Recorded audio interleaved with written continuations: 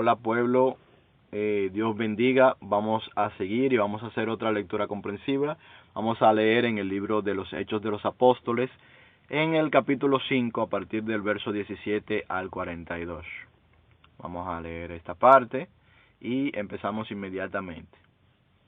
Y dice así: Entonces, levantándose el sumo sacerdote y todos los que estaban con él, esto es, la secta de los saduceos, se llenaron de celos y echaron mano a los apóstoles y los pusieron en la cárcel pública. ¿A qué se refiere esto? A la lectura anterior. Los apóstoles comenzaron a ser muy bien vistos de la gente del pueblo. Muchos tenían temor de lo que estaba sucediendo, pero muchos también se sentían muy agradecidos de Dios por lo que sucedía, por las obras, por los milagros y por la palabra y la consolación que venía por el Evangelio de Jesucristo. Entonces, ¿qué pasa? Que los que ostentaban el poder religioso se llenaron de celos, como dice aquí. Se llenaron de celos y se resentían, porque era como que se estaba instaurando un nuevo orden, vamos a decirlo así, en cuanto a los religiosos. Manifiestamente Dios estaba con ellos y la gente los reconocía. No estaba necesariamente Dios siendo visto en las autoridades oficiales de la religión, lo que se suponía que debían de representar a Dios, que eran los sacerdotes, los escribas, ¿verdad? Los doctores de la ley. Entonces, no era allí donde estaba manifestándose con ese poder la presencia de Dios, sino que era con este grupo de personas de Galilea, de aquí, de allá, personas simples, personas humildes, encabezados por el apóstol Pedro, pero que sabemos que en realidad era encabezado por el mismo Jesucristo en la forma de su espíritu. Entonces, ellos lo volvieron a llamar. Recordemos que ya lo habían llamado 2 veces y 2 veces lo habían tenido que soltar. Bien, entonces seguimos leyendo y dice: y echaron mano a los apóstoles y los pusieron en la cárcel pública. Mas un ángel del Señor, abriendo de noche las puertas de la cárcel y sacándolos, dijo, es decir, vino un ángel del Señor y los sacó. Recordemos que los sacerdotes le habían dicho varias veces que dejaran de predicar en el nombre de Jesús y que dejaran de enseñar al pueblo estas cosas, pero ellos le decían, es necesario obedecer a Dios antes que a los hombres. Le decían y volvían y predicaban. Entonces, el ángel que vino y lo sacó de la cárcel en esta otra ocasión, ya no fueron ellos que lo soltaron, sino que el ángel vino y lo sacó, dijo: id puestos en pie en el templo, anunciad al pueblo todas las palabras de esta vida. Habiendo oído estos, entraron de mañana en el templo y enseñaban. Es decir, Dios mandó un ángel y que les dio la orden verdadera, no la orden de los gobernantes que le estaban diciendo no prediquen en el nombre de Jesús, no se junten a la gente en la puerta del templo, no hagan esto, no hagan lo otro, hagan su cosa en privado. El ángel viene y le dice cuál es la orden de Dios, ¿ve? Porque no hay que obedecer en estas cosas, en las cosas que Dios nos manda. No podemos estar atentos a lo que nos digan los hombres, sino a lo que Dios nos manda. ¿Cuál es la orden superior? La orden superior es la de Dios. Vayan y prediquen, vayan y reúnan a la gente y predíquenle. Esa es la orden superior y no hay orden sobre esa orden. Bien, entonces ellos quisieron eso mismo. Sin ningún temor fueron de nuevo al templo, habiendo sido sacados de la cárcel por el ángel, ¿verdad? Y iban y enseñaban en la mañana. Entonces seguimos leyendo en el mismo verso 21, dice: entre tanto vinieron el sumo sacerdote y los que estaban con él, y convocaron al concilio y a todos los ancianos de los hijos de Israel, y enviaron a la cárcel para que fuesen traídos, es decir, mandaron a buscar a los apóstoles para que fuesen traídos para juzgarlos, ¿verdad? Y dice en el verso 22, pero cuando llegaron los alguaciles no los hallaron en la cárcel, entonces volvieron y dieron aviso, es decir, cuando fueron a buscarlos no estaban ahí, diciendo, 23, por cierto, la cárcel hemos hallado cerrada con toda la seguridad, y los guardas afuera de pie entre las puertas, mas cuando abrimos a nadie hallamos dentro. No sabemos cómo salieron, porque por la puerta no salieron, ¿verdad? No había nadie adentro. Es decir, este es otro caso, posiblemente este sea otro caso de ese milagro de tipo como teletransportación, que lo vemos varias veces en la Biblia, tanto en Jesús como en los apóstoles, que sucede. Entonces seguimos el verso 24. Cuando oyeron esta palabra, el sumo sacerdote y el jefe de la guardia del templo y los principales sacerdotes dudaban en qué vendría a parar aquello. Decían, ¿y qué es lo que está pasando? ¿Verdad? Verso 25. Pero viniendo uno, les dio esta noticia. He aquí los varones que pusiste en la cárcel están en el templo y enseñan al pueblo. Ellos están ahí públicamente, no están escondidos, ¿verdad? Entonces el verso 26 dice, entonces fue el jefe de la guardia con los alguaciles y los trajo sin violencia, porque temían ser apedreados por el pueblo, ¿verdad? Porque el pueblo, mucha gente del pueblo estaba creyendo la palabra. 27. Cuando lo trajeron, lo presentaron en el concilio, y el sumo sacerdote les preguntó, diciendo, ¿no os mandamos estrictamente que no enseñasen en este nombre? Y ahora habéis llenado a Jerusalén de vuestra doctrina, y queréis echar sobre nosotros la sangre de ese hombre, es decir, sobre la sangre de Jesucristo. Respondiendo Pedro y los apóstoles dijeron, es necesario obedecer a Dios antes que a los hombres, señores. Vuelvo y Pedro y lo repite y nosotros lo repetimos de nuevo. Es necesario obedecer a Dios antes que a los hombres. Y dice, el Dios de nuestros padres levantó a Jesús, a quien vosotros matasteis colgando en un madero. A este Dios ha exaltado con su diestra por príncipe y salvador para dar a Israel arrepentimiento y perdón de pecados. Y nosotros somos testigos suyos de estas cosas, y también el Espíritu Santo, el cual ha dado Dios a los que le obedecen. Ellos, oyendo esto, se enfurecían y querían matarlos. Porque la razón, señores, de que ellos fueron llevados fueron apresados aquella noche, era para matarlos ya ellos lo que dijeron fue, vamos a tener que enfrentar al pueblo para poder llevarlos a la crucifixión o a apedrearlos, ¿verdad?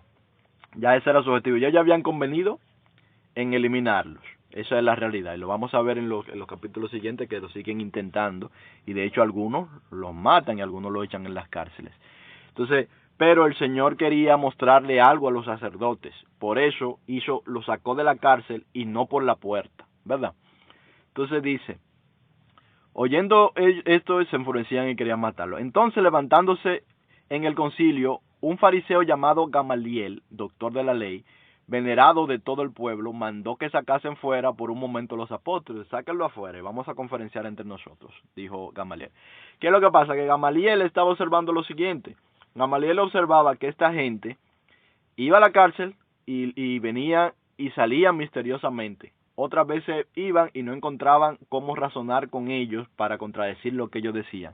Ahora los mandan a la cárcel y milagrosamente vuelven y salen de la cárcel, pero no van y se esconden, sino que van y predican de nuevo. Es decir, no tienen ningún tipo de temor. Y Gamaliel, que conoce la palabra, dice, pero esto parece que es algo que viene de parte de Dios. Entonces, cuidado si nosotros estamos luchando contra Dios. Y vamos a leer lo que dice Gamaliel, dice en el verso 35.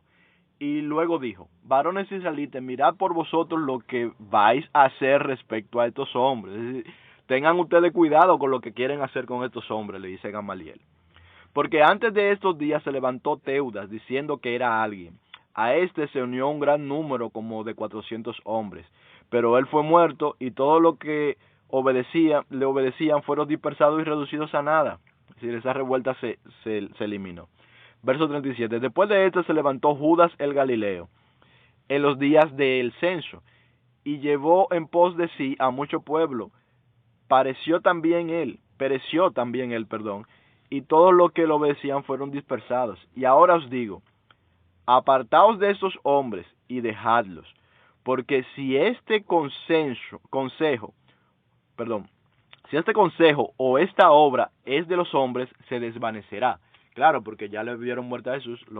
Jesús resucitó. Ese es el problema, que los otros no resucitaron, pero Jesús sí. Jesús resucitó, se presentó a más de 400 personas, o no recuerdo exactamente cuántas, pero cientos de personas se presentó y volvió y dio testimonio, y estas personas cambiaron la forma como predica. Ya esta gente no tenía miedo a la muerte. Entonces no es el mismo caso. Entonces sigue diciendo en el verso 39, mas si es de Dios, no lo podréis destruir. Es decir, ustedes no, si esta cuestión es de los hombres, se va a destruir por sí sola, pero si esto viene de Dios, ustedes no lo van a poder destruir. Gamaliel lo que está viendo es que estas gente están obrando milagros en el nombre del Señor, y ciertamente la gente se está sanando. Ya le llevaron a una persona que no podían refutar que fue sanada.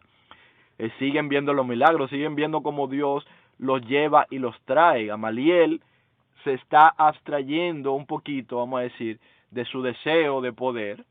Parece que Dios les reveló de alguna manera esto, y se está abstrayendo de su deseo de poder y está viendo que aquí está la mano de Dios. Dice, no seáis tal vez hallados luchando contra Dios, le dice a sus compañeros. No sea que ustedes sean hallados, que ustedes están luchando contra Dios. Dejen a esta gente tranquila. Y sigue en el verso 40 y dice, y convinieron con él, y llamando a los apóstoles después de azotarlos, les intimaron que no hablasen en el nombre de Jesús y los pusieron en libertad otra vez.